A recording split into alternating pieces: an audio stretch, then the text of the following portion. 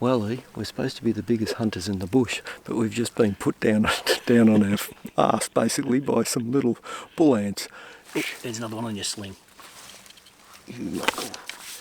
Oh, they're coming for us. They're coming for us.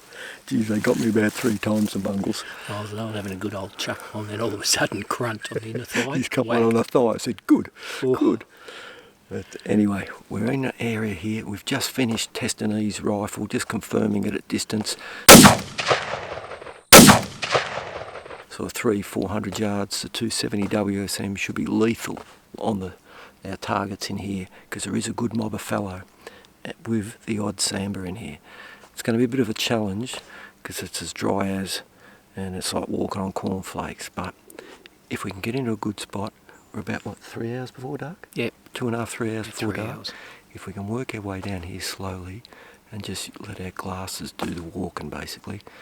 Easier said than done, but there's only one way to find out.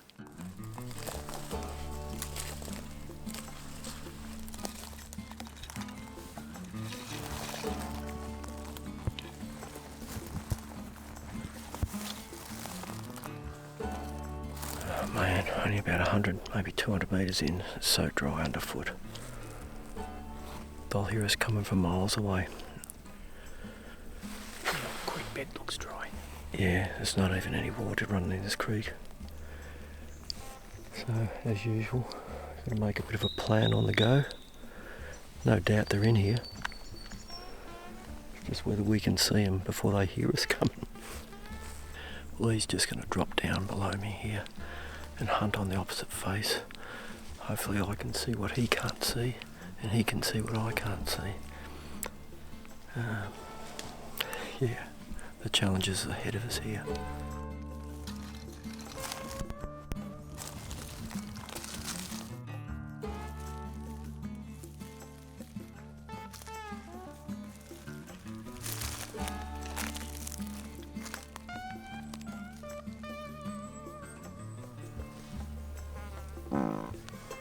If I keep pushing down this side, it's really dry on this side. It cops more sun here. It's very noisy. I'm really just going to ruin it for Ian. He's on the south side of the slope, which is a lot more lush, greener, quieter. So I think I'll give him a call on the radio and just tell him I'm going to go back to the car and go down to another spot and meet him down further later on. I think he's got a lot more chance that way. I'm just back at the car. I could have continued on, but it would have just ruined it for both of us in the end. So he's on a good side there, and I reckon he's got a good chance. So I'm just going to head down, probably about 500 metres, maybe a kilometre, and just see if I can find a spot on the sunny side here and just sit and observe. Because sometimes it's just as productive letting your eyes do the walking. Plus it's a little bit easier on the legs too.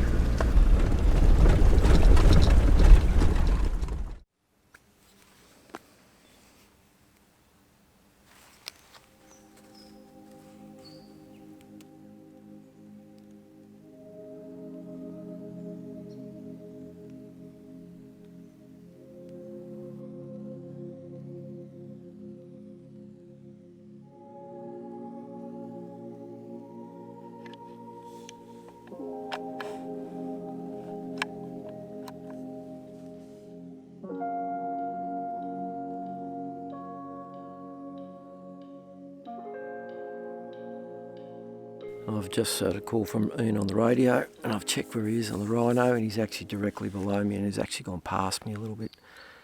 Oh, talk about quiet. Definitely haven't heard any animals croaking at all. Haven't seen anything. Haven't even seen a kangaroo. So it's just telling you it's extremely dry. Lack of feed. I've just been looking at the hill on the opposite side there. I've got some good clearings to look at, but again, no sign of anything. So it might be time to move down closer to the open ground. It's a good walk in there, isn't it? It is, and it wasn't a lot of fresh sign, but yeah, there was enough. Well, normally we'd see some down here too, so... Oh, another spot tomorrow. Yeah, I'll definitely have to try another spot because they ain't here. No. Well, we're at it again. Ian's had a big day out today. We haven't seen any deer. What happened today, dear? Oh, I've got another cod. Not only a cod, you got a couple of, you got the cods. Got the cods. Nice 80 centimetre one this morning. Well, it started off as a metre. Wow. I get the call, mate, you got to get over here, bring the camera, it's about a metre. It was still a good cod. It was about, yeah, I'd say it was best part of 75, 80 centimetres, so we let that one go. And then the second one, a little bit smaller. Just a little bit smaller. He measured exactly 70. Yeah, so he's a legal size. And he's going to be, he's in the esky, and that's going to be tomorrow night's tea. But we're just walking up here now to a spot that I've seen a few fallow deer over the years. Normally I see them more early morning, but it's worth a look.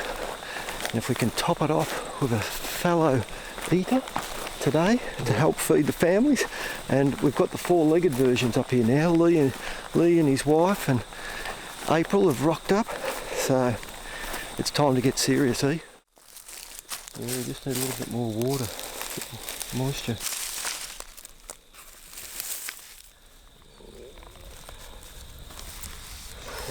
They're beautiful. Yeah, they're a bit mushy. That's one thing, I don't take any risk with mushrooms. They can really stuff you around. If I come back this way, I'll take them back for me. You confident? I'm not eating them. Found me a deer yet, eh? Not yet, mate. Come on, lift your game. He's the master cod fisherman today.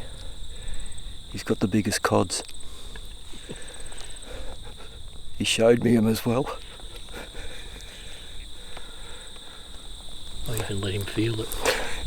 I felt his cods today. They were pretty impressive. Nah, the wind's actually pretty good for us here, mate. It's coming straight back at us. I feel it straight on. So we're going to try and get over here about maybe 400 or 500 yards. We just want to have a bit of a look first, because if we get caught out in this next stretch, about 300 or 400 metres, caught out in the open, it's all over Red Rover. And I've had more success here in the mornings, to be honest with you. But we're getting desperate, mate. Yeah. So we need to get one on the ground. Need to get that meat hanging. Nothing better than having your meat hanging, eh? No, that's it. Especially when you've got some cods to go with Especially on top of it, a couple of nice cods.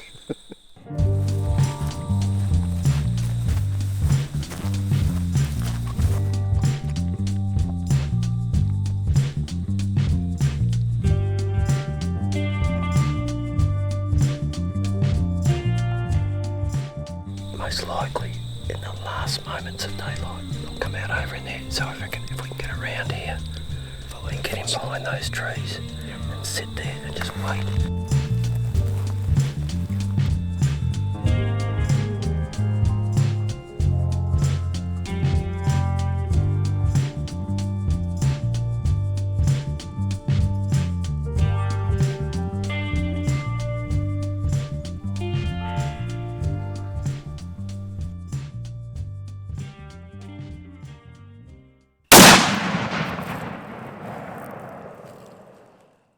It all pays just to wait to the absolute last minute, because that's what it was. The absolute last minute. You could hear him in there. Yeah, I know. And I don't think it's the only one, but that's a perfect eating size right there. So the 270 shooting the 140 Rain SST, or 270 WSM, be like lightning at that. It's about 80 yards. Yeah.